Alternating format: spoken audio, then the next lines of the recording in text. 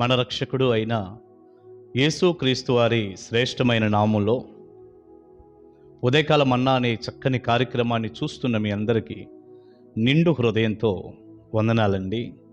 దేవుని మహాకృప మీ అందరికీ తోడైండును గాక. ఎలా ఉన్నారు? దేవుని కృపలో మీరు, మీ కుటుంబాలు, పిల్లలు అందరూ క్షేమమే కదా? చాలా సంతోషిస్తున్నాను. మరలా తిరిగి దేవుని యొక్క వాక్యాన్ని మనం ధ్యానించడానికి ప్రభు మహాకృప చూపించారు.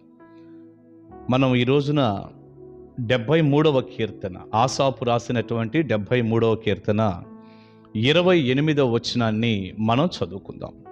ఈ వాక్యంలో ఏముందంటే, నాకైతే దేవుని పొందు ధన్యకరము, నీ సర్వకార్యములను నేను తెలియజేయునట్లు నేను ప్రభు అయిన యెహోవా శరణుజొచ్చి ఉన్నాను.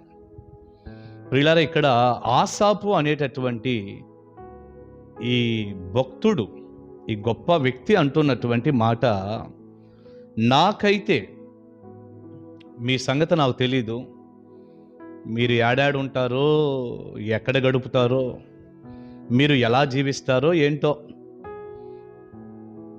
నాకైతే దేవుని పొందు ధన్యకరము. ఎంత చక్కని మాట అండి! నాకైతే దేవుని పొందు ధన్యకరము అంటున్నాడు ఆసాపు భక్తుడు. ప్రియులారా, దేవుని పొందు ధన్యకరము అంటే అర్థం ఏంటో చెప్పనా? నేను దేవుని దగ్గర ఉండటమే నాకు మేలు, అది దాని అర్థం. నాకైతే దేవుని పొందు ధన్యకరము అంటే నేను దేవుని దగ్గర ఉండటమే నాకు మేలు. దేవుని పొందంటే దేవుని దగ్గర ఉండటం, ఆయనతో కలిసి సహవాసం చేయటం, దేవుని దగ్గర ఉండటం నాకు మేలు అన్నాడు. ప్రియబిడ్డ, ఈ మంచి ఉదయకాల సమయం ఇదే మాట నీవైనా నేనైనా పలకగలిగితే నిజంగా మనం ఎంత ధన్యులమో కదా. ఈరోజు మనం దేని దగ్గర గడపటం మేలు అనుకుంటున్నాం? ఎవరి దగ్గర ఉండటం మేలు అనుకుంటున్నాం మనం? చాలామందిని మీరు గమనించండి, టీవీ దగ్గర గడిపితే నాకు మేలు, అందులో చూడాల్సినవన్నీ చూసేస్తాను, అది ఎంతో నాకు ఆనందం, మేలు అనుకునేవారు ఉన్నారు. చెడ్డ స్నేహితుల దగ్గర గడిపితే నాకు చాలా మేలు, కాస్త స్నేహితులతో అటు ఇటు తిరిగేసి ఆ మాట ఈ మాట చెప్పేసి కాలం గడిపితే అది నాకు మేలు కదా అనుకునేవారు ఉన్నారు.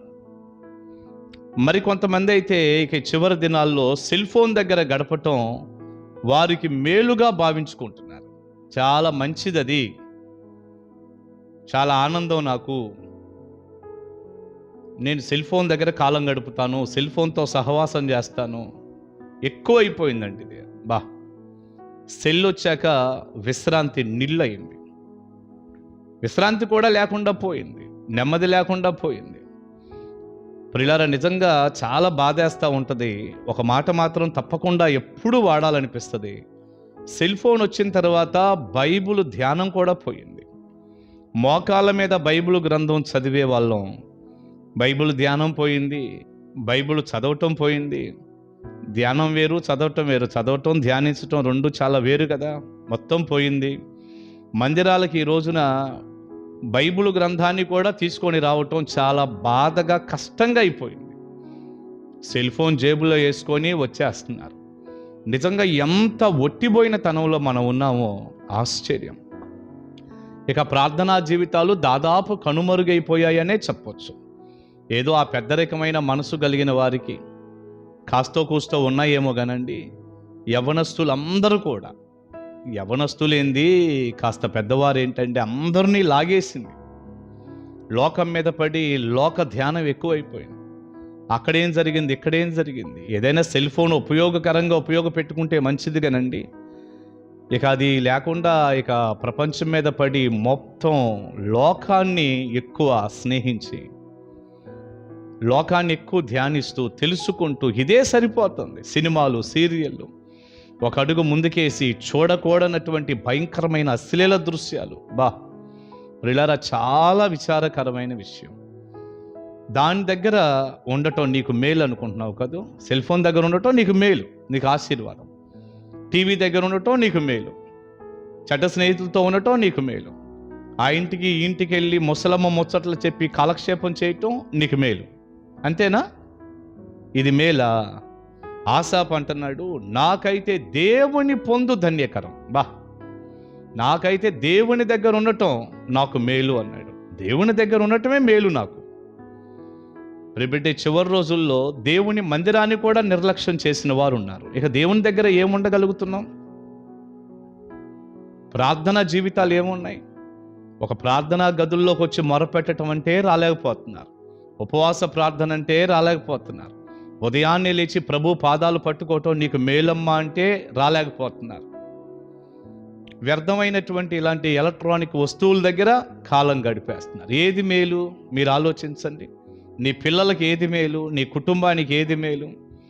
భార్యాభర్తలుగా మీకు ఏది మేలు? యవ్వనస్తులుగా మీకు ఏది మేలు? చిన్న బిడ్డలుగా నీకు ఏది మేలండి? ఏది మేలు? హన్నా సమూయేలును తీసుకొచ్చి పసిపిల్లడు బాల్యంలోనే పాలు విడిచిన వెంటనే తెచ్చి దేవుని మందిరంలో వదిలిపెట్టింది. ఏది మేలు? మీరు ఆగి ఆలోచించండి. ప్రియబిడ్డ, నేను ప్రార్థన చేసే ముందు ఒక దైవజనుడిగా చెప్తున్నాను, లోకంలో ఎక్కడున్నా దేని దగ్గర ఉన్నా మనకు మేలు లేదు, కీడే ఉంది. అది ధన్యకరం కాదు, అది వ్యర్థమైనది. కేవలం దేవుని దగ్గర, కేవలం ప్రభు అయిన యేసయ్య పాదాల దగ్గర గడపటం, బైబిల్ చదువుతూ ప్రార్థన చేస్తూ దేవుని సన్నిధి గడుపుతూ దేవుని వాక్యానుసారంగా జీవిస్తుంటామే. ఎంత ధన్యకరం అండి, ఎంత ఆనందంగా ఉంటుందండి ఆయన పాదాల దగ్గర గడిపి ప్రార్థించుకుంటూ ఉంటుంటే. ఒక్కసారి ఆగి ఆలోచించండి. నాకైతే దేవుని పొందు ధన్యకరం అన్నాడు. ఒక్క మాట చెప్పనా? ఒకవేళ దేవుని దగ్గర లేకుండా దేవుని పొందు నువ్వు కోరుకోకుండా ఉన్నట్లయితే 27వ వచనాన్ని మనం చదివితే ఇది జరిగిద్దని మనం గ్రహిస్తాం. నిన్ను విసర్జించు వారందరూ నశించుదురు, నిన్ను విడిచి వ్యభిచరించు వారందరినీ నీవు సంహరించరు.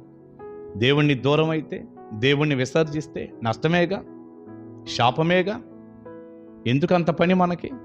ఆయన్ని విసర్జించి ఆయన్ని విడిచి బతకొద్దు, అట్లా ఉండొద్దు. దేవుని పొందు, ఆయనతో ఉండటం ధన్యకరం. ఈ ఆలోచన కదా. ఇప్పుడైనా యూటర్న్ తీసుకో, మరలా తిరిగి ప్రభువా నీ పాదాలు వదిలేశాను, నీకు దూరం అయ్యాను, మరలా నీ దగ్గర ఉండాలనుకుంటున్నాను ఆసాపు భక్తుని వలె అని అడుగు. తప్పకుండా దేవుడు కనికరిస్తాడు. ఆయన కాళ్ళు పట్టుకో, కనికరిస్తాడు, సహాయం చేస్తాడు. మర్చిపోకండి, దేవుని పొందు నాకైనా నీకైనా అదే ధన్యకరం. దైవాశిష్యులందరికీ ఉండునుగాక. ఆమేన్. ప్రార్థన చేసుకుందాం. మహాపరిశుద్ధుడు అయిన తండ్రి, ప్రేమగల్ల ప్రభువా, మీకు వందనాలయ్యా. విత్తబడిన చక్కని సందేశం మీ పిల్లలకు మాకు దీవెనకరంగా చేయండి. కేవలం మీ పొందే మాకు ధన్యకరం, మీతో ఉండటమే మాకు మేలయ్యా. ఎక్కడెక్కడో గడపటం మాకెప్పుడూ మేలు కాదు.